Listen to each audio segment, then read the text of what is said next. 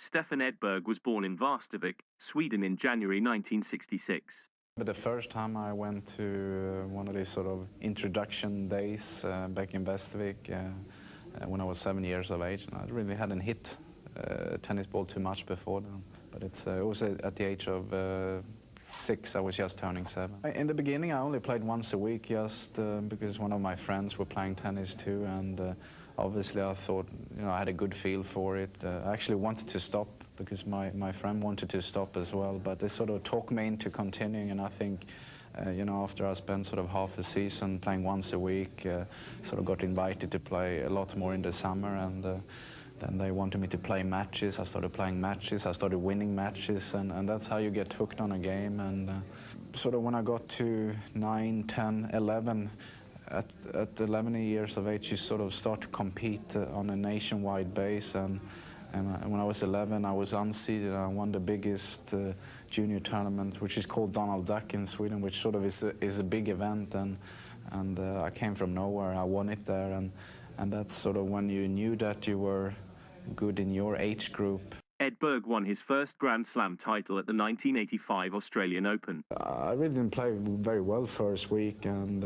I was down 2 match points to Wally Masur in maybe second or third round. I was down a set and 6-1 in the second set tiebreaker against Matt Anger. And then suddenly in the second week, I started playing some great tennis, and I played a great match against Ivan Lendl in the semi-final, beating a 9-7 in the 5th set, and ended up playing Mats, who was the defending champion.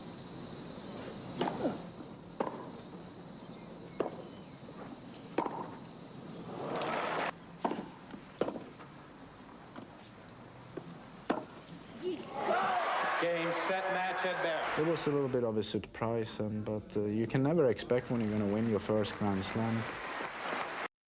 Edberg won his second Australian Open title in 1987 against Pat Cash. I was asked to go and look at and talent spot him for Wilson Sporting Goods. I caught a plane and went to Milan and saw this young man, miserable looking thing he was in those days, but still a fabulous athlete. That's really what attracted me to him. I've always believed that you should use your strength, and that's what I've done, because I've always known that I've been much better moving forward and moving from side to side. And I've developed some good base, and that's playing serve and volley, and that's obviously been my strength. And always, a lot of people have said that my forehand has been a big weakness. I wouldn't say it's a big weakness, but it's a shot that I don't miss much with. I think that was the case in the beginning of my career, but it's something that I did improve a lot, and I think it's the same with the returns. I probably hit a lot of more returns back than a lot of people. There's not a lot of pace on it, but the way that I play tennis has been sort of moving around the court and relying on my quickness and my reaction and sort of reading the game and cutting off the angles. So you've got to use what you do best.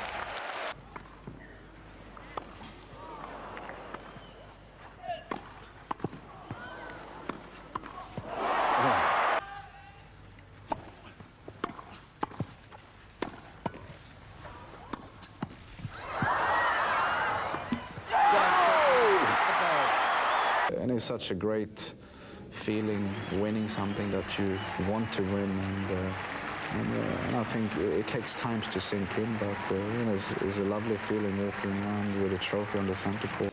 Didn't feel too bad at the time, but the longer the years has gone by since it happens, the more I think about it and what a chance I had to win that time.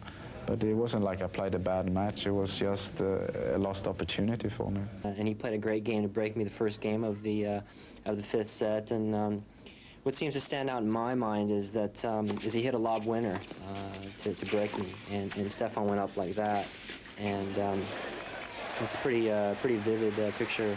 And from there, I think Stefan started to get a little bit tired.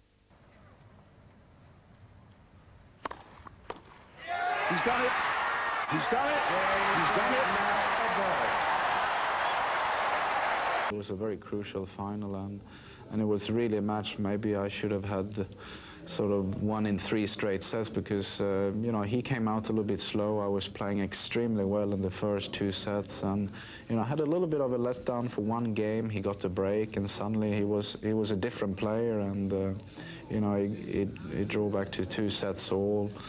He got up a break in the 5th set, and suddenly I was sort of on a losing streak, and but then he made 1 mistake. I think he missed an easy shot. I got the break back, and suddenly, you know, I got some wind again, and you know, I got through that match, and it was a very important match in my career. In 1990, I came in there having won 4 straight tournaments, and I lost first round. And next year I came back, and I did something different. I sort of moved out to Long Island, stayed and rented a house, and got away from the city, and that's really changed things. And they stopped the airplanes going over. I think that helped a little bit too.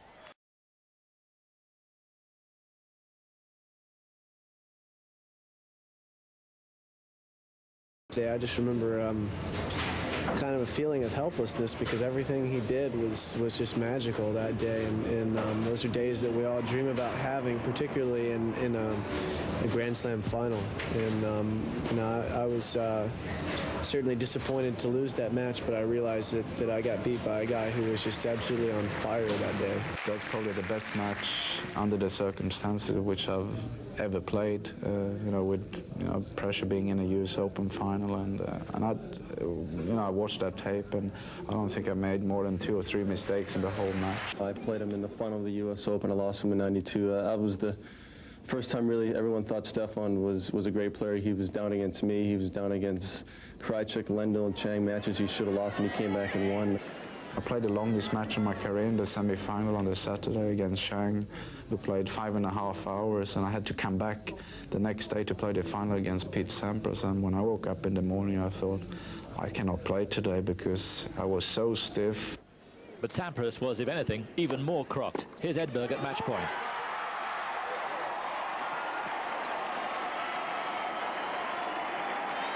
Edberg married Annette Olsen in 1992 and retired in 1996. Most of the players, unfortunately, look a little bit more like me, which is they just slap the ball silly and aren't quite as elegant as Stefan is in doing it. And I think that's really his elegance and his class are something that I think we're going to miss.